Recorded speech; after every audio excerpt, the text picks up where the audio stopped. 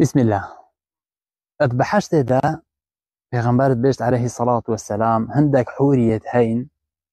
اگر هاتبان الدنيا دا دان نابرا وانا دا كنا روناهي ات نابرا روش هلات روش آوايا يان نابرا عرض و عسمانا دايا يان جن نابرا الدنيا و هر وصا بحشت دايا زاناب هر سبو چونه گوتين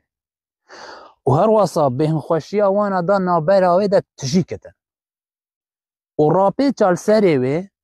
چهتر و باشترش دنیا و هر تشتكي تيدا. سبحان الله.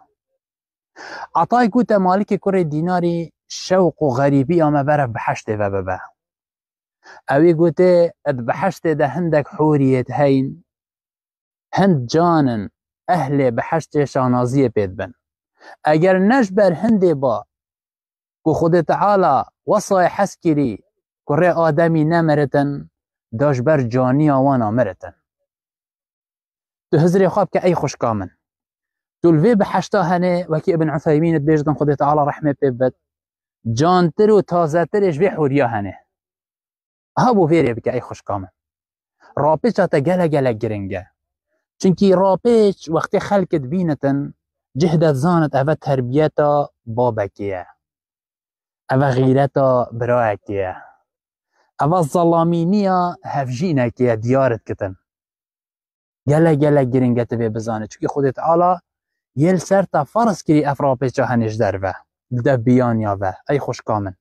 تو راضی بینا خلقه ندب راضی بینا خود تعالی شلومت لو مکران نطرسه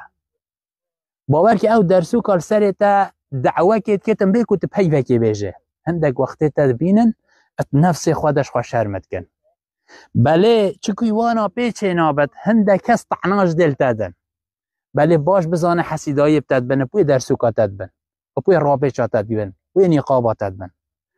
رب العالمين ود الخوش بكتن الدنيا جك والآخرة جك. السلام عليكم ورحمة الله وبركاته.